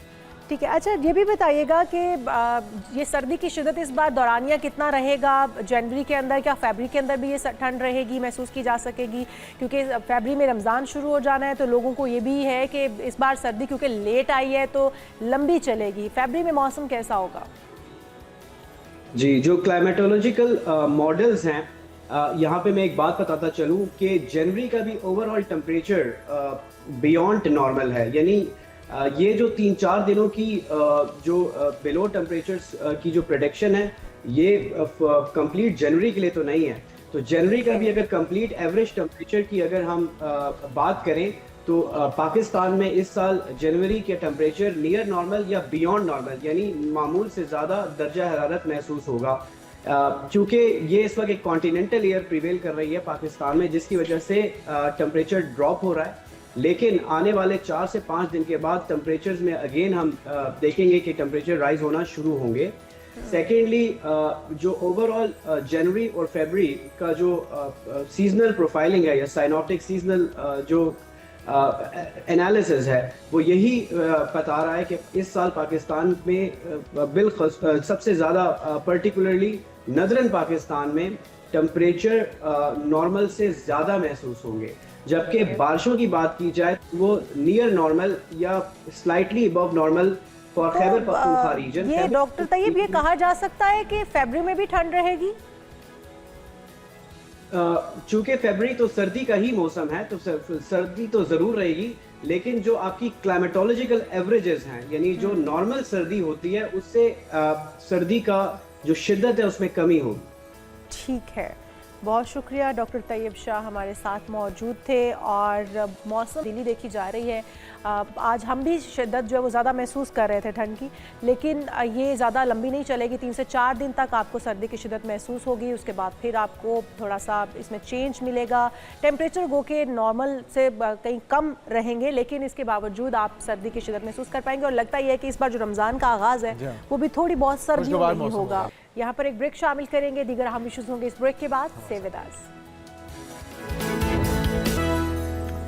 नाज़रीन वेलकम बैक। और हमारे बच्चे हमारा मुस्तकबिल, जिनके IQ के ऊपर तवज्जो दी जाती है, और ये क्या मामला है कि उनकी मुकम्मल शख्सियत साजी फिर भी नहीं हो पाती। तो आज के तेज़ रफ्तार और मुकाबले से भरपूर दौर में बच्चों की कामयाबी को सिर्फ नंबरों और IQ से नापा जा रहा है, मगर एक अहम सवाल यह है कि क्या हम अपने बच्चों को अपने जज्बात समझने और संभालने का हुनर भी सिखा रहे हैं या सिर्फ वक्त का ज़िया हो रहा है? बिल्कुल जी। और माहिरीन के मुताबिक IQ तालीम और करियर में कामयाबी दिला सकता है, लेकिन मजबूत जज्बाती जहानत यानी कि EQ ही इंसान को मुतवाज़न, बाएतमाद, मजबूत शख्सियत बनाता है। तो बच्चे बोलना तो सीख रहे हैं, मगर क्या वो सुनना, बर्दाश्त करना, नाकामी को कबूल करना और अपने गुस्से पर काबू पाना ये भी सीख रहे हैं कि नहीं? क्योंकि हमारे बच्चे जज्बाती तौर पर बहुत कमज़ोर होते हैं। कोई छोटी सी परेशानी या कोई छोटा सा मसला आ जाए तो वो उसको हैंडल नहीं कर पाते हैं। आज इसी पर बात करेंगे, IQ पर नहीं बल्कि EQ पर जोर देना कितना ज़रूरी है। हमारे साथ डॉक्टर तहमीना यासिर साहिबा, माहिर नफ्सियात मौजूद हैं। वेलकम टू शो कहेंगे डॉक्टर तहमीना साहिबा आपको। बहुत शुक्रिया मुझे इनवाइट करने के लिए। थैंक यू जी डॉक्टर साहब, आपकी आमद के लिए थैंक यू। डॉक्टर साहब, आपसे यही जानना चाहेंगे, जिस तरह से आईक्यू पर बहुत ज़्यादा बात होती है कि इस बच्चे का आईक्यू लेवल बहुत अच्छा है, ये बच्चा ग्रेड्स बहुत अच्छे लेता है, ये बच्चा एग्जाम्स में बड़ा अच्छा है, लेकिन ईक्यू पर बात नहीं होती है। हमारे बच्चे जज्बाती तौर पर इतने कमज़ोर हैं कि थोड़ा सा कोई धचका लग गया, माँ बाप ने कोई डांट डपट कर ली तो वो बर्दाश्त नहीं कर पाते हैं। तो इसके ऊपर बात करना कितना ज़रूरी है? आपके पास किस एज के पेशेंट ज़्यादा आते हैं ईक्यू के मसाइल के साथ? तो देखिए, इस पे सबसे पहले तो ये कि आईक्यू पे बहुत अरसे से काम हो रहा है, इसलिए कि आईक्यू जो है ये 1900 से पहले का इस इंट्रोड्यूस हो गया हुआ था। ईक्यू अब इंट्रोड्यूस हुआ है, 1995 में पॉपुलर हुआ है। ओके। तो इसकी वजह से ना आईक्यू पर ज़्यादा काम होता रहा है। अब इसमें बात आ जाती है कि बच्चों में किस तरह से इसको इंट्रोड्यूस कराया जाए और कितना ज़रूरी है। तो ये बहुत ज़रूरी है, इसलिए कि जैसे आपने पहले भी इंट्रोडक्शन में कहा कि करियर और एजुकेशन, इसमें आईक्यू ज़रूरी है, लेकिन करियर और उसके अलावा पूरी लाइफ में ईक्यू ज़रूरी है। और ईक्यू जब नहीं होता तो आईक्यू आपको ज़्यादा देर तक नहीं बैलेंस लाइफ, मुतवाज़न ज़िंदगी बिल्कुल तो गुजारनी है। बिल्कुल। और जहाँ तक बात है कि किस तरह के बच्चे आते हैं और किस एज के आते हैं, तो मोस्टली टीन एजर्स जो हैं उनके अंदर ईक्यू का इशू जो है ना हम वाज़े तौर पे महसूस करते हैं। लेकिन अब हम देखें तो मोस्टली साइकोलॉजिकल इश्यूज छोटे बच्चों में भी, इवन 10 इयर्स के बच्चों में भी नज़र आ रहे हैं। तो उसमें जो साइकोलॉजिकल इश्यूज होते हैं वो भी बेस ईक्यू पर बहुत ज़्यादा करते हैं।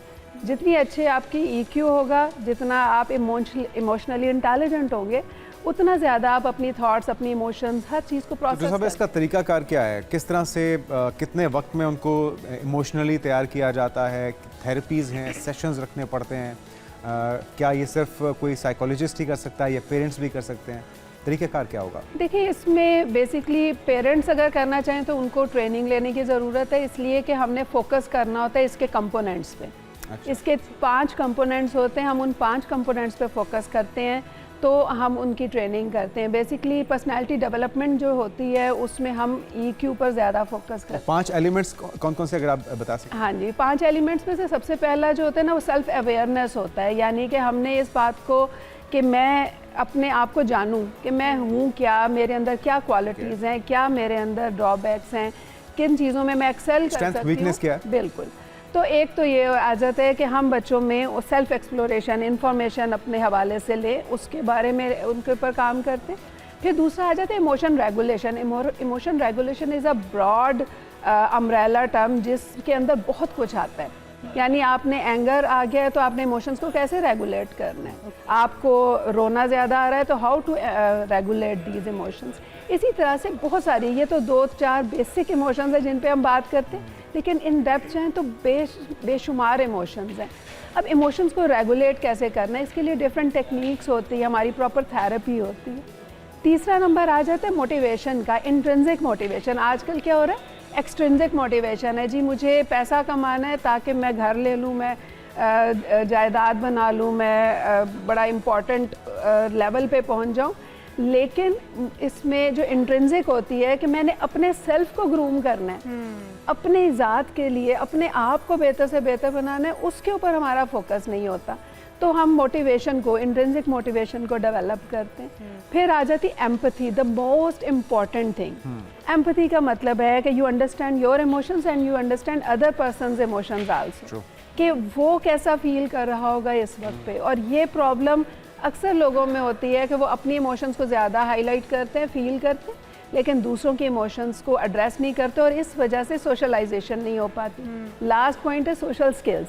सोशल स्किल्स पे जब हम काम करते हैं तो हम बच्चों को बताते हैं कि आप एम्पैथाइज कैसे कर सकते हैं और सोशली कनेक्ट कैसे कर सकते हैं, कॉन्फ्लिक्ट रेजोल्यूशन कैसे हो सकती है, प्रॉब्लम्स का सोल्यूशन कैसे मिल सकता है।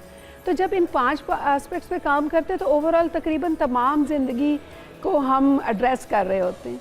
और अगर टीन एज में बच्चा ये स्किल्स सीख लेता है तो वो अपनी सारी ज़िंदगी इन स्किल्स को यूज़। अच्छा, इस वक्त डॉक्टर साहब हम देख रहे हैं सुसाइड रेट भी बहुत ज़्यादा होता जा रहा है यंगस्टर्स के अंदर स्पेशली। हमने हालिया दिनों में देखा 15 दिन के अंदर 2 सुसाइड अटैम्प्ट की गई है, एक बच्चे की जान चली गई, एक बच्ची अभी भी तशवीशनाक हालत में हॉस्पिटल में मौजूद है। तो ये क्या समझती हैं, ईक्यू का मसला है कहीं इमोशनल उन्हें वो वैल्यूज़ या वो चीज़ें अंडरस्टैंडिंग नहीं है, या फिर वो अपने आप को अंडरस्टैंड नहीं कर पा रहे, अपनी हार को एक्सेप्ट नहीं कर पा रहे, यही चीज़ें थी, या फिर कोई और एलिमेंट्स भी हो सकते हैं इसके अंदर कार फरमा उनके सुसाइड के पीछे? देखिए, एलिमेंट्स तो बहुत सारे होते हैं, लेकिन अगर हम ये जो सुसाइड वाली बात है इसके ऊपर फोकस करें तो EQ बहुत बड़ा रोल प्ले कर रहा है। इसमें क्या होता है कि सपोज स्ट्रेस आ गया, मुझे स्ट्रेस को मैनेज करना नहीं सिखाया गया कि मैंने कैसे, सपोज़ कि अगर कोई बात हो रही है कि जी टीचर्स ने कुछ किया या कोई ग्रेड्स का मसला, कोई भी एनीथिंग, हमने इस चीज़ पर कि ऐसी सिचुएशंस को मैंने मैनेज कैसे करना है, अपने आप को कैसे सेन रखना है, कैसे मुतमईन रखना है कि मेरी ज़िंदगी में ये पार्ट ऑफ लाइफ है, this is not the whole life. तो ये चीज़ जो है ना, जब इंसान यानी बच्चे ख़ास तौर पे जब वो समझ लेते हैं, वो EQ उनका डेवलप होता है, तो वो समझते हैं कि this is not whole life, कि मैं अब ये नहीं हो रहा तो मैं ज़िंदगी ख़त्म कर लूँ। सपोज़ इसी तरह से कई बच्चे जो हैं वो अपने रिलेशनशिप्स जो हैं उनकी वजह से इस तरह से सुसाइड करते हैं। तो हमने इस चीज़ को समझना है कि EQ जो है ये हमारे हर प्रॉब्लम की बेस पर मौजूद है। जैसे ही EQ को हम एड्रेस करना शुरू कर देंगे, हमारी सारी प्रॉब्लम्स, इमोशंस को कंट्रोल करना आना चाहिए। लेकिन अगर आप ये बचपन में नहीं सीख सके तो फिर क्या आप नाउमीद हो जाएं, या उम्र के किसी भी हिस्से में आप इसके ऊपर दस्तरस हासिल कर सकते हैं, इसकी ट्रेनिंग करके या सेशंस करके या थेरेपीज़ या जो भी आपका तरीकाकार है, और अगर आप कुछ अभी बता सकें हमारे देखने वालों को, वो कुछ बेहतरी ला सकें अपनी तबीयत में या इमोशनली वो बिल्कुल स्ट्रॉन्ग हो सकें। हाँ जी, इसमें देखें हर एज में, इवन लेट एज में भी अगर आप समझते हैं, अंडरस्टैंड कर लेते हैं कि I have problem in this matter, तो आप उसके ऊपर काम कर सकते हैं। इसमें कोई एज लिमिट नहीं होती है, लेकिन इसमें जो ज़्यादा इम्पॉर्टेंट चीज़ होती है ना, वो ये होती है कि सेल्फ अवेयरनेस। अगर मैंने अंडरस्टैंड कर लिया कि मेरा प्रॉब्लम जो है वो ये है कि मैं इमोशंस को नहीं मैनेज कर पा रही, ठीक है, अगर मैंने अंडरस्टैंड कर लिया तो मैं इसके ऊपर काम करूँ। और इस पे काम करने के हवाले से आप कहते हैं कि क्या काम किया जा सकता है, तो इसमें बहुत सारे काम किए जा सकते हैं। अपने सेल्फ पर काम सकता है। बेसिकली अगर हम सिर्फ इस चीज़ को अंडरस्टैंड कर लें कि मेरी इमोशंस जो हैं वो मेरे कंट्रोल में है, आई कैन मैनेज देम। अक्सर लोगों को तो यही नहीं होता, भाई मैं गुस्सा आ जाता है कर लेता हूँ, मुझे गुस्सा आ गया मैंने कर लिया, मैं क्या करूं, मेरे पास गुस्से को नहीं, खुद पे हावी कर लिया, खुद उस पे हावी नहीं हुआ। जैसे कि गुस्सा जो है वो हावी होगा, जो आप कह रहे हो। हमने इस बात को समझना है, इवन एंगर सबसे ज़्यादा स्ट्रॉन्ग हमारी इमोशन होती है, that is also in our control if we learn the techniques and the things जो कि इसके लिए ज़रूरी हैं। सपोज़ एंगर की जैसे बात हो रही है, तो इसके लिए सिंपल एक स्टेप कि एंगर जो होता है ना, ये रिएक्शन होता है। जब हम रिएक्शन के बजाय रिस्पॉन्स की तरफ जाते हैं तो हमारा एंगर चेंज होना शुरू हो जाता है। एक तो ये कंसेप्ट हो गया, यानी कि रिस्पॉन्स कैसे होगा, when we delay the response, यानी डिले के साथ जब हम जवाब देते हैं दैट इज़ रिस्पॉन्स, जब हम फ़ौरन बोलते हैं दैट इज़ अ रिएक्शन। हम बच्चों को इसकी ट्रेनिंग देना शुरू कर दें। इवन वालदैन खुद ये काम कर रहे होते हैं तो वो ट्रेनिंग क्या देंगे। तो बेसिकली वालदैन को पेरेंटिंग जो है ना, इस पर भी हम बहुत काम करेंगे। पेरेंटिंग की भी बहुत ज़रूरत है ट्रेनिंग की, कि आपने बच्चों को ट्रेन कैसे करना है। वालदैन रिएक्शनरी हो रहे होते हैं तो बच्चे रिएक्शनरी क्यों नहीं होंगे, रिएक्शनरी होंगे, गुस्सा बढ़ेगा। ठीक है डॉक्टर साहिबा, ये हर बच्चे के लिए, हर बड़े के लिए क्या EQ लेवल पर काम होना ज़रूरी है, या फिर स्पेसिफिक कुछ लोग हैं, कुछ बच्चे हैं जिनके ऊपर काम होना ज़रूरी है? और अगर स्पेसिफिक कुछ लोग हैं या कुछ बच्चे हैं तो फिर उनकी पहचान कैसे की जाए? अगर कोई बच्चा बहुत ज़्यादा गुस्सा कर रहा है, हाइपर हो रहा है, बहुत ज़्यादा रिएक्शन हर बात पर दे रहा है आपको, और एंगर इश्यूज़ हैं उसके अंदर, तो हमें ये एड्रेस होगा कि ये बच्चा, इसको EQ पर काम करने की ज़रूरत है, या इसको किसी माहिर नफ्सियात के पास लेकर जाने की ज़रूरत है, या फिर हर बंदे के लिए ये ज़रूरी है? देखें, एक बेसिक लेवल पे तो हर बंदे को अपने आप को बेहतर करने की ज़रूरत होती है हमेशा, चाहे ज़िंदगी में उसने कितना भी अपने आप को बेहतर कर लिया हो। लेकिन अगर 4-5 साल की उम्र में बच्चे के ऊपर काम करना शुरू कर दें, या कम से कम उसको असेस करना शुरू कर दें। फर्स्ट थिंग एम्पैथी होती है, बच्चे के अंदर देखें कि वो दूसरों के साथ कैसे सोशलाइज कर रहा है, केयर कर रहा है कि नहीं कर रहा, अपनी परवाह ज़्यादा है, मेरी चीज़ें, जैसे बच्चे करते हैं ना कि ये मेरी चीज़ें, हाथ नहीं किसी ने लगाना।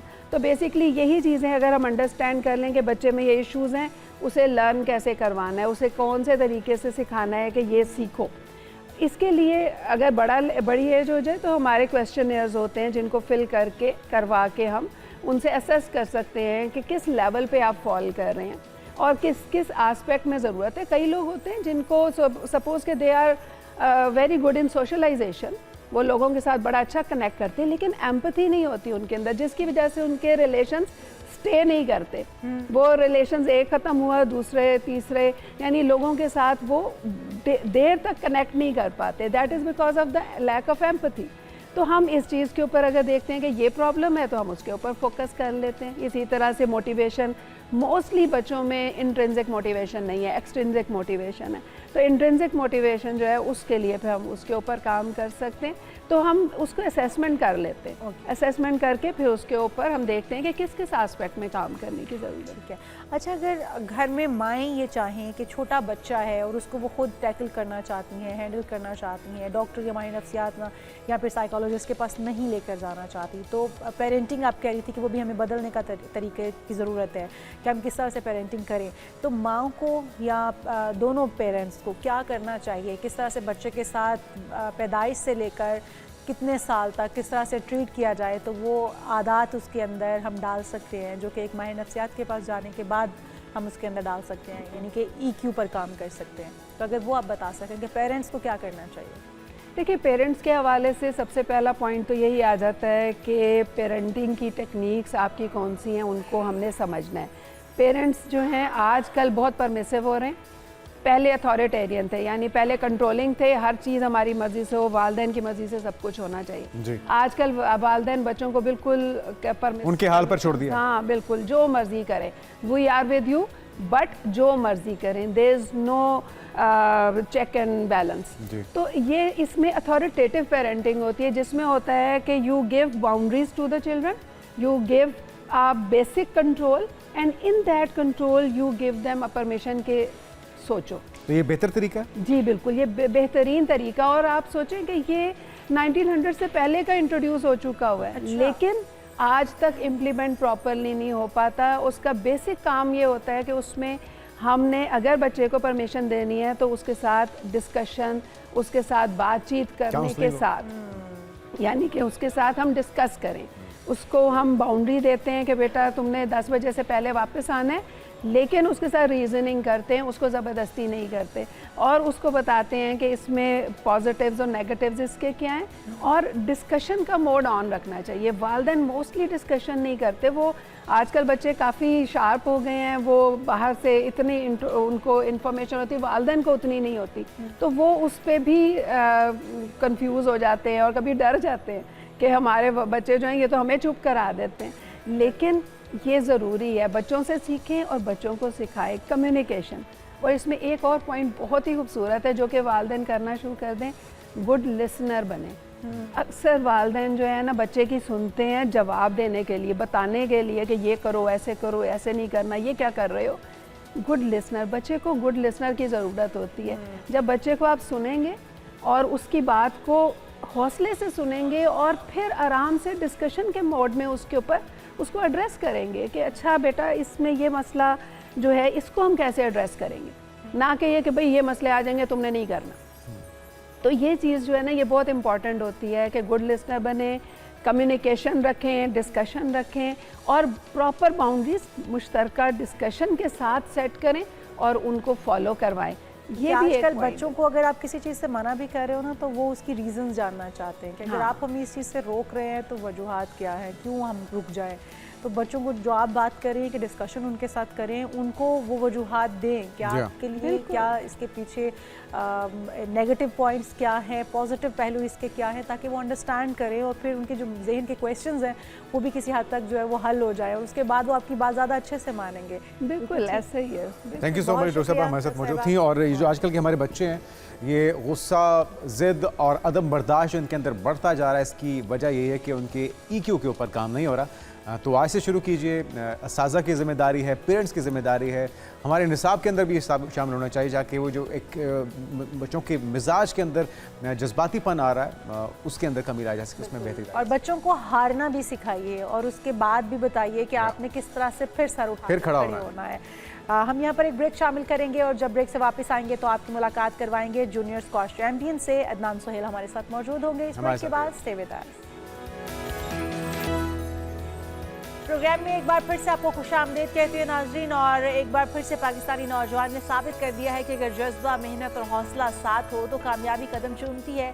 और पाकिस्तान की अंडर 15 स्क्वॉश टीम ने आलमी सतह पर शानदार कारकर्दगी दिखाई है और एक बड़ा एजाज अपने नाम करके कौमी परचम को सरबुलंद कर दिया है। बिल्कुल, और इस तारीखी कामयाबी के हीरो हैं मोहम्मद सुहेल अदनान, जो हमारे साथ भी होंगे। और उन्होंने फाइनल में चीन के युआन शी को स्ट्रेट सेट्स में शिकस्त देकर पूरी कौम का सर फख्र से बुलंद कर दिया है। सुहेल अदनान पहले ही जनूबी कोरिया में भी मुनक़िदा 32वें Asian under junior squash championship में शामिल हुए और अब उनकी ये ताज़ा कामयाबी जो है इस बात का सबूत है कि पाकिस्तान में स्क्वॉश का रोशन मुस्तकबिल मौजूद है। चाहे वो जांशिर खान हो, जहांगीर खान हो, हमारे एक ऐसे लेजेंड्स जो कि तसलसल के साथ कई कई साल तक राज करते रहे हैं स्क्वॉश के ऊपर, तो हमारा एक रिवाइवल हो रहा है। हमारे जो बच्चे हैं वो भी एक इस चीज़ की निशानदेही कर रहे हैं कि हमारा स्क्वॉश में जो फ्यूचर है वो ताबनाक है, बहुत ही शानदार है। तो हमारे साथ मौजूद हैं Adnan Suhail, junior squash champion. आपको वेलकम कहेंगे अदनान। सबसे पहले तो बहुत बहुत मुबारक हो। शौक़ कहाँ से पैदा हुआ, किसको देख के स्क्वॉश खेलना शुरू किया आपने, पहले तो ये बताइए। सबसे पहले अस्सलाम वालेकुम। शौक मुझे वालेकुम अस्सलाम। पैदा हुई थी हमारी फैमिली गेम थी, तो पहले बाबा खेलते थे, चाचू दादा वो, तो उनको देख के शौक चढ़ा। फिर मैंने स्टार्ट की तो पहले नेशनल खेला। अभी मेरे पास नेशनल 25 मेडल हैं और इंटरनेशनल 5 टोटल 30 मेडल हैं। माशाल्लाह, बहुत बड़ी कामयाबी है। आपने इतनी छोटी सी उम्र में इतने सारे गोल्ड मेडल जीत लिए हैं, कुछ नेशनल कुछ इंटरनेशनल। ये आपने तरबियत कहाँ से ली, स्क्वॉश खेलना कहाँ से सीखा? कोई आपके कोच हैं या जिस तरह आप कह रहे हैं कि आपके दादा, आपके फादर, आपने उन्हीं से तरबियत ली है? पहले मैं बाबा से ट्रेनिंग देता था, तो फिर मैं अब इंटरनेशनल लेवल पे आ गया हूँ। नेशनल लेवल पे मेरे बाबा ने ट्रेनिंग कराई। अब इंटरनेशनल पे मेरे कोच है काशी भट्ट साहब और मैनेजर फिराज सलीम। और पंजाब स्क्वॉश को मैं थैंक कहना चाहता हूँ, पाकिस्तान स्क्वॉश फेडरेशन को, मेरे पेरेंट्स एंड मदर और बार्ट फाउंडेशन जो मेरे स्पॉन्सर है। ठीक है, और किस तरह से मैनेज करते हैं, कितने घंटे खेल को देते हैं, कितने घंटे पढ़ाई को देते हैं? क्योंकि बहुत से बच्चे होंगे जो आपको देख के सीखना चाहते होंगे, खेलना चाहते होंगे, तो उनके लिए मशवरा क्या है और ख़ुद आप कैसे मैनेज करते हैं पढ़ाई के साथ खेल को? सुबह मॉर्निंग टाइम पर फजर की नमाज के बाद मैं रनिंग पे जाता हूँ, फिजिकल ट्रेनिंग अच्छा। करता हूँ। तो जैसे आता हूँ थोड़ी से नाश्ता करके, तो फिर स्कूल से आके फिर रेस्ट करता हूँ थोड़ा सा, फिर स्क्वॉश क्लब जाता हूँ ट्रेनिंग करने। ज़बरदस्त। अच्छा, क्या आपने अपना एम गोल क्या सेट किया हुआ है, कहाँ तक पहुँचना है, कितने और गोल्ड मेडल आपने जीतने हैं, किस मुकाबले में हिस्सा लेना है? इंशाल्लाह आगे काफ़ी टूर्नामेंट है इंटरनेशनल, तो दुबई जूनियर, ब्रिटिश और ये वर्ल्ड जूनियर आ रही है, साथ एशियन जूनियर है, तो उम्मीद है कि उसमें जाऊँ और पाकिस्तान के लिए गोल्ड मेडल लाऊँ। बिल्कुल ठीक है। जो अभी आपने इवेंट जिसमें कामयाबी हासिल की है, इसमें चाइनीज़ थे आपके मद्दे मुकाबल, कितना टफ रहा उनके साथ मैच? क्या कॉन्फिडेंस था कि आप ही जीतेंगे या फिर कहीं पे लगा कि वो आप पर हावी हो रहे हैं? नहीं, इस टूर्नामेंट की टॉप सीड था मैं, और काफ़ी उम्मीद थी कि मैं फाइनल जीतूंगा, क्योंकि मैंने 4-5 महीने से लगातार मैं इस टूर्नामेंट की ट्रेनिंग कर रहा था। पहले मैंने उसमें भी जाना था, यूएस और ब्रिटिश जूनियर में, वो कोई मसला था तो नहीं जा पाया। तो पर स्कॉटिश जूनियर 99% चांस था कि मैंने जीतनी है। अच्छा, आपने अदनान अंडर 15 में अभी गोल्ड मेडल लिया है और उससे पहले आपने अंडर 13 जूनियर भी स्क्वॉश चैम्पियनशिप खेली है, उसके अंदर भी आपको एजाज़ हासिल है कि आपने फतह हासिल की है। तो ये मुकाबले, इसकी ट्रेनिंग कितना अरसा पहले, जैसे आपने कहा कि बहुत टाइम पहले से मैं ट्रेनिंग कर रहा था और मेरी प्रैक्टिस बहुत ज़्यादा थी, कितना टाइम आप प्रैक्टिस करते हैं जैसे ही आपकी कोई टूर्नामेंट करीब आने वाला होता है? तो मैं पहले से ट्रेनिंग स्टार्ट करता हूँ, क्योंकि जिस टूर्नामेंट पे पहले हम फोकस करते हैं कि ये टूर्नामेंट जीतना है।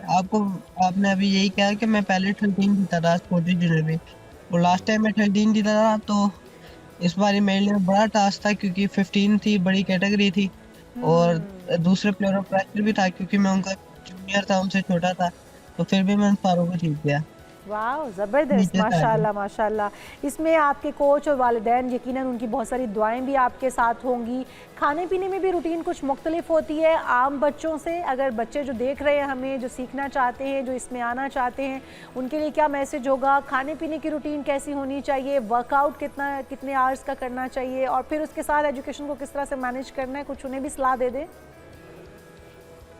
जी, आपने क्या, पेरेंट्स की बड़ी दुआ थी, फारूक की सपोर्ट थी, और SNGPL जो मेरा डिपार्टमेंट है उन्होंने मेरे साथ काफ़ी सपोर्ट की उनको। और आज की ये मेरा मैसेज है कि मोबाइल से निकले हैं सारे, और आगे स्पोर्ट्स में, किसी भी स्पोर्ट्स में। स्क्वाश भी काफ़ी अच्छी गेम है, इधर हमारा पाकिस्तान का राज रह चुका है एक टाइम जी पे। हाँ, तो अगर यही बस उम्मीद है कि आगे सारे आएँ और पाकिस्तान का नाम रोशन करें, और हमारा जो पाकिस्तान का राज था एक किस्म का, चाहे शेर खान, जहांगीर खान, वही हम मकाम हासिल करें। बिल्कुल, और हम दुआ करते हैं कि आप दोबारा से वो मुकाम पाकिस्तान को दिलाएंगे। हमारी ढेरों दुआएं, बेस्ट विशेस आपके साथ हैं। इसी तरह जम के खेलते रहिए, पाकिस्तान का नाम रोशन करते रहिए। नाज़रीन, हमारे साथ मौजूद थे Adnan Suhail, junior squash champion, और एक के बाद एक कामयाबी। अब तक 15 मेडल, गोल्ड मेडल अपने नाम कर चुके हैं, और बहुत से और जो कि अभी उन्होंने हासिल करने हैं। बिल्कुल जी, अंडर 13 में भी गोल्ड मेडल, अंडर 15 में भी गोल्ड मेडल, अपने से बड़े प्लेयर्स के साथ भी खेल के गोल्ड मेडल। तो ये कामयाबी का तसलसल अल्लाह करे इसी तरह से जारी और सारी रहे अदनान सुहेल के लिए, और पाकिस्तान का नाम रोशन करते रहे। हम यहाँ पर एक ब्रेक शामिल करेंगे, आप कहीं मत जाइएगा, देगर इश्यूज होंगे। इस ब्रेक के बाद से विदाज़। नाज़रीन, वेलकम बैक। और बात हो जाए कुछ आटे के बहरान की। फैसलाबाद में आटे की कीमतें एक बार फिर से बढ़ गई हैं, और चक्की आटे की कीमत 130 से 140 रुपये फ़ी किलो तक जा पहुंची है। लोग बिलबिला रहे हैं, और रोटी या आटा हर घर की ज़रूरत है, हर इंसान की ज़रूरत है। मार्केट की अगर बात करें तो 10 किलो आटे का थैला 90 से 950 रुपये में हो चुका है। बिल्कुल जी, और इसकी वजह से तमाम शहरी परेशान नज़र आते हैं। मज़ीद हम तफसीलात जान लेते हैं, क्योंकि हमारे नुमाइंदे इस वक्त मार्केट में मौजूद है, शराज हसन, जो कि फैसलाबाद में मौजूद है। शराज हसन, आपसे जानेंगे कि शहरियों का क्या कहना है, कितनी महंगाई हो चुकी है, और आटे की बढ़ने की वजूहात क्या हैं, कीमतों के बढ़ने की। अगर मैं फैसलाबाद की आपको सूरत हाल बताऊं आटे की कीमतों के हवाले से, तो फैसलाबाद में भी आटे की कीमतें रोज़ बरोज़ बढ़ रही हैं। चक्की आटे की अगर बात करूं तो चक्की आटे की कीमत 140 रुपये फ़ी किलो तक जा पहुंची है, और जो 10 किलो वाला आटे का थैला है मार्केट में दस्तयाब, उसकी कीमत भी 9 से 950 रुपये फ़ी किलो तक है। शहरी इस वाले से खासे परेशान है। एक शहरी मेरे साथ मौजूद है, इनसे बात करते हैं। सर, बताइए कि आटे की कीमतों के हवाले से क्या कहेंगे? जी, आपने सही बताया है। हर घर की ज़रूरत आटा होती है, बुनियादी ज़रूरत होती है कि रोटी ज़रूरी है, कुछ मिले ना मिले रोटी ज़रूरी है। और आपको जैसे पता है कि हर घर में मुश्किल परेशानियाँ हैं और कारोबारी मसाइल ऐसे हो चुके हैं, तो इसलिए हमारा हुकूमत से यही मुतालबा है कि अब आटा बहुत महंगा हो गया, पहुँच से दूर हो गया हर गरीब से घर से। तो आपसे यही रिक्वेस्ट है हुकूमत से, हुक्मरानों से, कि मेहरबानी करके जैसे हमारे फैसलाबाद को खूबसूरत बना रहे हैं, और हमारे चेहरे गरीबों को वो भी खूबसूरत नज़र आने चाहिए, और आटा सस्ता करना चाहिए। शहरी की आपने बात सुनी है, शहरियों की जानब से यही मुतालबा किया जा रहा है कि आटा क्योंकि बुनियादी ज़रूरत है हर घर की, तो इसकी कीमतों को कंट्रोल किया जाए, ताकि तमाम जो शहरी हैं और गरीब आवाम है वो बर वक्त व आसानी 2 वक्त की रोटी खा सकें। जी ठीक है, बहुत शुक्रिया। अब आप हमारे साथ मौजूद हसन फैसलाबाद से हमें अपडेट कर रहे थे। को हमने कल आटे की कीमतें, आलू की कीमत बताई थी कि कितनी बढ़ चुकी है। आज हमने आपको बताया कि आटे की कीमत में भी इजाफा हो गया। इस बारे में मजीद भी आपको तफसीलात आप शेयर करेंगे इस ब्रेक के बाद। Stay with us. प्रोग्राम में एक बार फिर से आपको खुशामदीद कहते हैं नाज़रीन, और अभी बात कर लेते हैं पाकिस्तान अंडर 19 क्रिकेट टीम की, जिनकी शानदार कारकर्दगी का तसलसल बरकरार है।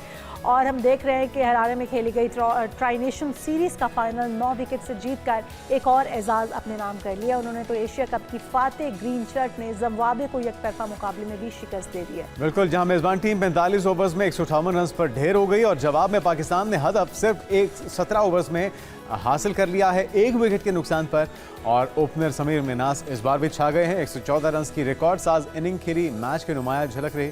और कामयाबी पर चेयरमैन पीसीबी मोहसिन नकवी ने टीम को मुबारकबाद देते हुए नौजवान खिलाड़ियों के जज्बे और महारत को कौम के लिए बायस फ़ख्र करार दिया है। इसी पर बात करते हैं, दीगर इशूज़ भी हैं खेल से जुड़े। बदियुज़्ज़मान साहब हमारे साथ मौजूद हैं, स्पोर्ट्स जर्नलिस्ट। बदियुज़्ज़मान भाई, आपको वेलकम कहते हैं पाकिस्तान मॉर्निंग में। क्या कहेंगे, हमारे नौजवान जो खिलाड़ी हैं अंडर 19 के, वो एक के बाद एक कामयाबी अपने नाम कर रहे हैं। ये जीत का तसलसल यूँ ही जारी रहे, और यही टीम अल्टीमेटली हमारा मुस्तकबिल भी बने, हमारी नेशनल टीम का हिस्सा भी बने। कितना ज़रूरी है ये?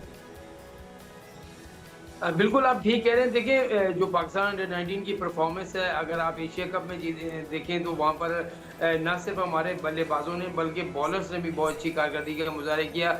हम सुमैर मनास ने जो है जिस तरीके से बैटिंग की वो आपके सामने है। अहमद ने बड़ी अच्छी बैटिंग की, फिर उस्मान ने बड़ी अच्छी बैटिंग की, सुभान अहमद ने बड़ी अच्छी बॉलिंग की।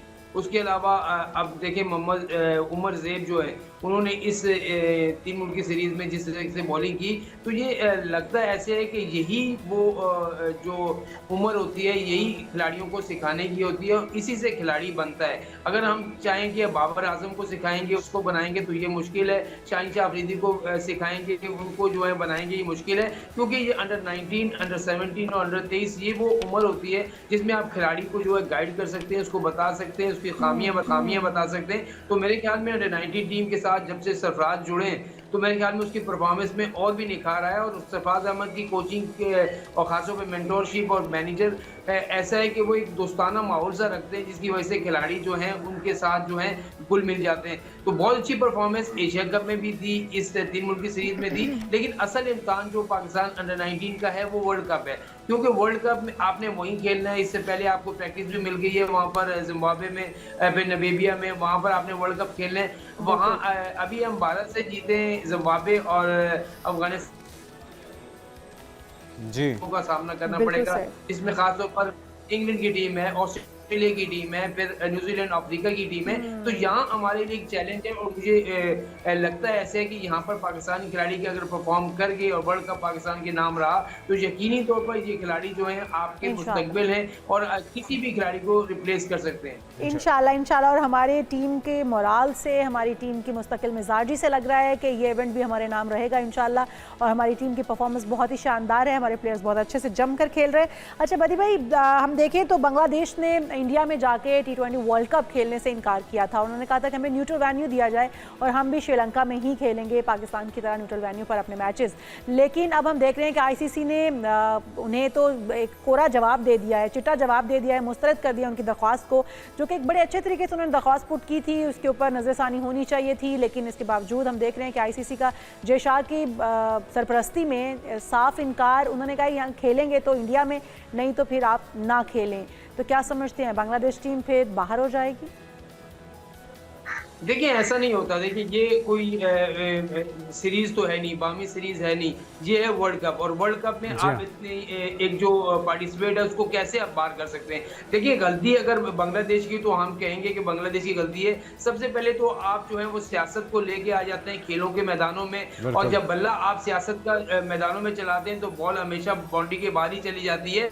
तो मेरे ख्याल में IPL से आपने मुस्तफिजुर रहमान को निकाला, ये बहुत बुरी बात थी। जिस पहले आप लेते ही नहीं, जब आपने ले लिया तो फिर आपने सियासत इसमें लेकर आ गए और फिर किसी हुकूमती शख्स के कहने पर इंडियन क्रिकेट बोर्ड अगर ये हरकत कर रहा है तो ये तो जो जिस तरीके से ICC का कानून है कि कोई भी इंटरफेयर नहीं कर सकता किसी की क्रिकेट बोर्ड में, वो तो इंटरफेयर कर रहा है। तो शकीबुल हसन अभी भी उनकी टीम का हिस्सा है। अंबानी क्योंकि उसको ओन करते हैं तो उनसे तकलीफ नहीं है। प्रॉब्लम थी शाहरुख खान से क्योंकि वो आसान हदफ थे।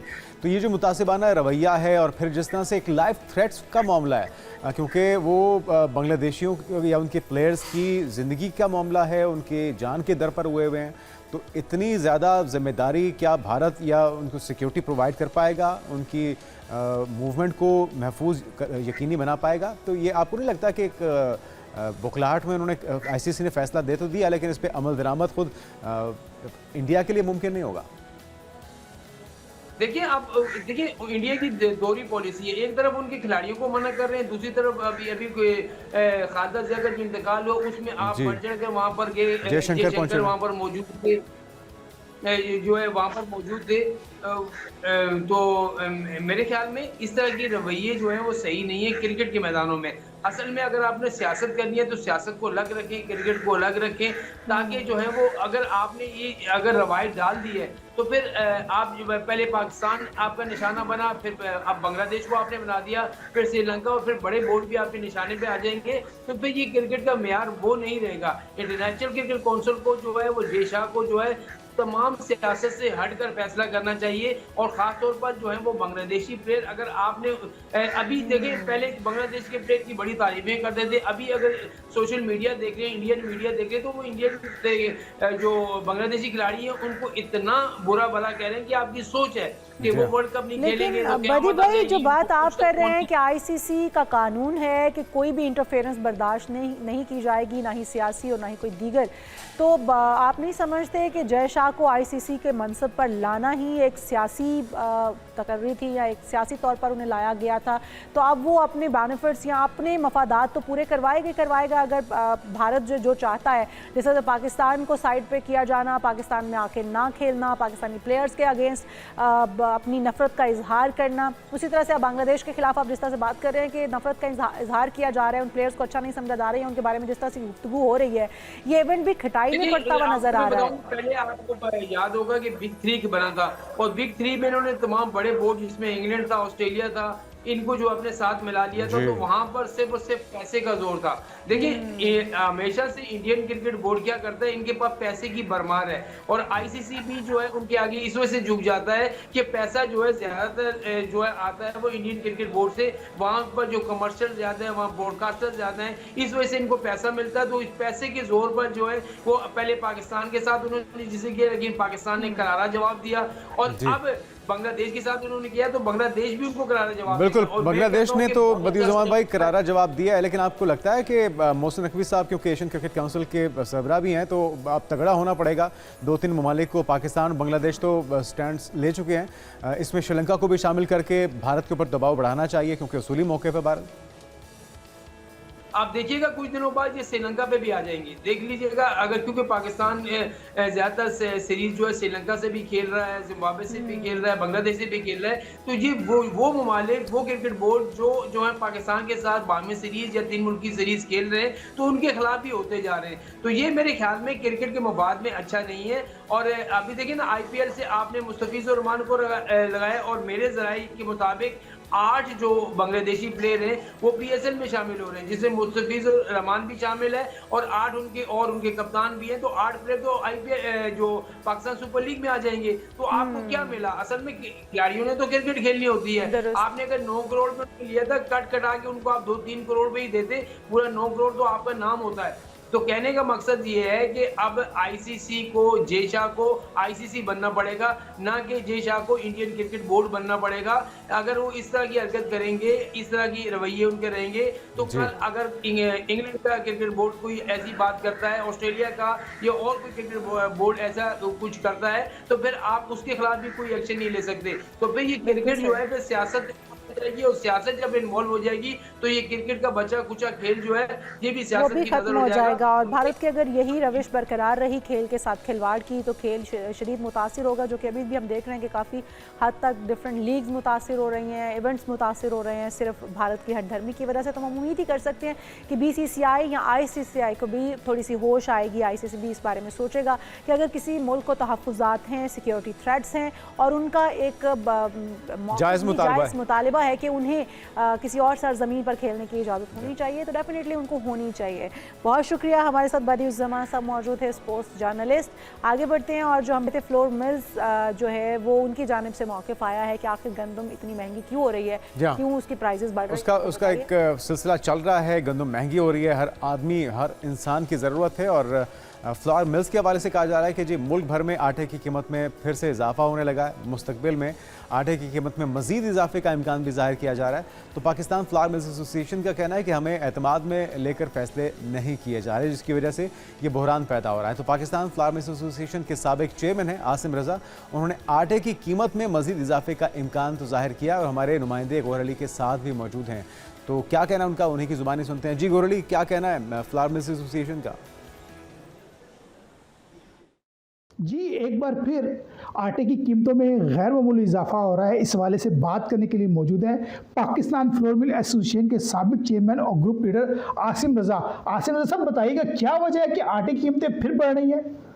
गंदम ओपन मार्केट में जो है उसकी प्राइसेस रोज़ ब रोज़ बढ़ती जा रही हैं। आज अगर हम देखें तो कहीं भी जनूबी पंजाब में 4300 से कम गंदम अवेलेबल नहीं है, बल्कि इससे ज़्यादा ही रेट होगा। और इसी तरह अगर हम इसको देखें तो कई लाख के अगर पिंडी डिवीज़न जा रही है तो ये 46 और 4700 में पहुँच रही है। तो यही वजह है कि इससे प्राइसेस जो थी आटे की ओपन मार्केट में वो बतदरीज बढ़ती जा रही हैं। तो आने वाले दिनों में मज़ीद बढ़ जाएगी? देखिए, हुकूमती इजरा जो गंदम का है वो बहुत कम है और वो ना होने के बराबर है। ना होने के बराबर गंदम नहीं मिल रही फ्लोरेंस को? नहीं, अगर हम इसको देखें पिछले सालों के मुनासबत में तो पिछले सालों इन्हीं दिनों में 26 से लेकर 30,000 टन योमिया रिलीज़ होती थी गवर्नमेंट की तरफ से फ्लोर मिल्स को, और अगर अभी हम देखें तो ये 7-7,500 टन से ज़्यादा गंदम का इजरा नहीं है। यही वजह है कि ओपन मार्केट के अंदर गंदम की जो प्राइसेस हैं वो डे बाई डे बढ़ती जा रही हैं, और अगर मज़ीद ये इजाफा ना किया गया सरकार की तरफ से गंदम की रिलीज़ के अंदर तो फिर ये प्राइसेस मज़ीद बढ़ेंगी और गंदम जो है मज़ीद बढ़ेगी, जिससे आटा मज़ीद बढ़ जाएगा। आपकी इस हवाले से डायरेक्टर फूड से बात हुई?